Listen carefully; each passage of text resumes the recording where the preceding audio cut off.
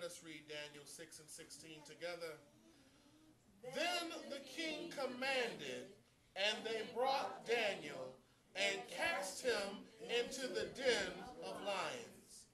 Now the king spake and said unto Daniel, Thy God, whom thou servest continually, he will deliver thee.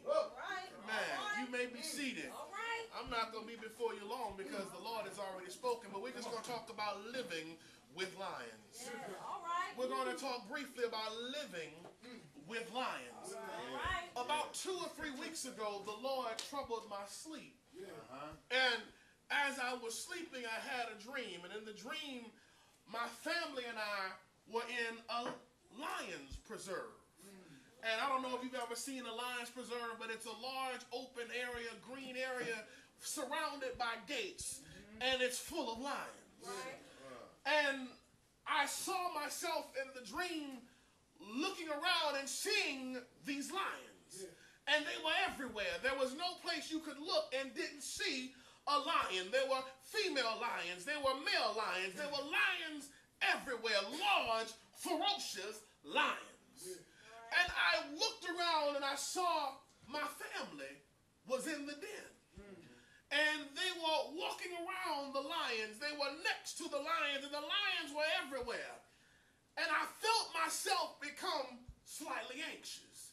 You know, that parental feeling of protection, especially for men as fathers, we try to spring into action when we see that our family is in danger. And so I felt myself in this dream trying to figure out a way to save them, to help them, to protect them. And in the midst of the dream, I looked around and my spirit was brought to the understanding that they were not being destroyed. You know, though I saw the lions everywhere, they were not attacking my family, but they were just mingling amongst them. And matter of fact, one was sitting on the back of one of them as it was laying on the ground. And I was puzzled and confused. And then I looked in the distance and I saw a large lion. And it wasn't just any kind of lion, but it was a giant lion, and it was fully grown with a large mane. And you know, when a lion has a full mane, it turns black towards the bottom. And he was standing on all fours, and I saw him in the distance. And he looked at me, and I looked at him, and I could tell he saw me, and he saw me looking at him. And then I woke up. And I pondered the dream, and I said, Lord, what are you trying to say? This is confusing. It doesn't seem to jive. What are you telling me? And so I shared the dream with First Lady. And I got up that morning, I said, sweetie, I had a somewhat disturbing dream. It wasn't completely disturbing because it just threw me off. And I told her about the dream, and she said to me, wow, I feel good about that.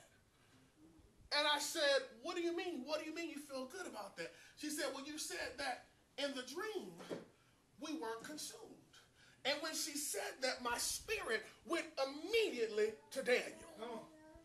And I've been wrestling with the testimony of Daniel and speaking with God through Daniel's words for the last few weeks. And God has been just pouring into my spirit that you're going to have to learn how to live with lions. Come on. And as I poured through the text, we understand that Daniel was a good man. Daniel was not one that was quick to be changed from God. As a matter of fact, even though he was in exile. See, we got to understand that we're in foreign territory right now.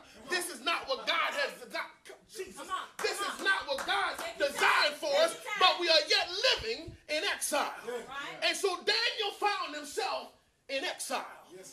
And while he was there, he yet served God. He prayed several times a day. He was faithful, and he was known as a man of God. There was no question about his integrity. There was no question about his faithfulness. As a matter of fact, his faithfulness was what made them furious. And so they tried to get rid of him.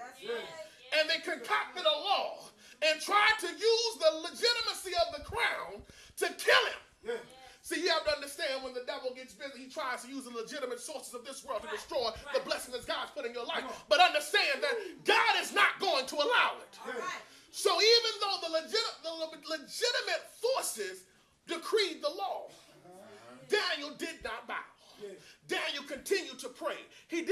give in. And they found him so doing. You know, it's beautiful if you're found so doing. If the world's going to get mad at you, let them get mad at you for God. If the world is going to persecute you, let them persecute your praise. If the world is going to turn their backs on you, at least make sure you're facing God when they turn away. Come on. All right. And so Daniel was called before the king, and the king said, did you not know that you weren't supposed to pray to anybody but me? My gods were the only gods to be praised right now. And since you didn't follow the law of the land, I have to follow the decree. I can't change it. See, there's some things that are not going to change for our benefit. There's some things that we're going to deal with that we think that because we're doing the right thing, they ought to change for us. Let me help you understand something. There's some things that's not going to change just because you were good. Yeah. Come on. A lot of times we expect it just to change because we did the right thing. But there's some things you're just going to have to deal with. Come on. And so Daniel found himself being taken to the lion's den. And when he was placed in, his life had been so much that even the king began to pray to his God. The king, who did not know Daniel's God, but through Daniel, began to be a believer. The king, who had his own God that he served, during his own time of exile, began to pray to the God he said nobody else could pray to. See, you'll make the world stand on its ear if you just live right. Come on. But the king said, Daniel, I've seen you serve faithfully. And I believe that the God that you have served continuously will keep you in the midst of the lions. And so I began to ponder the lion's den. Why, Lord? Why lions? Why would you take me to the lion's den? And the Lord said, well, lions are important as a symbol. See, lions are large. They're ferocious. They're intimidating. And so are most of your problems. They seem large. They seem ferocious. They seem intimidating. And that's the kind of things that we're dealing with in the dens we live in. And see, the thing about it is, lions have the potential to destroy. See, a lot of times people will tell you what you're going through is just in your head. What you're going through is imaginary. What you're going through is not, no, it's real. Come on. It's real. Those lions were real. The things that we're dealing with are real. And the reason they're lions is because they have the power to devour. Poverty is a lion. Some of us are dealing with the lion of poverty. It has the power to devour, and it looks intimidating. It's eaten up many. Many have been destroyed by poverty. Come on. Some of us are dealing with the lion of sickness. See, the lion is anything that can eat up at you, anything that can chew at you, anything that can try to devour you. Sickness is a lion. And many people have been devoured by the lion of sickness. Depression is a lion. Many people have been overcome by the lion of depression. It's bitten on and taken them down and drugged them down to being devoured. And see, all of these work, as 1 Peter says, because just like Satan's tools, they're all working, seeking to see who they may devour. These lions are stretching across the globe. These lions are roaming around, seeing who they can take down with them.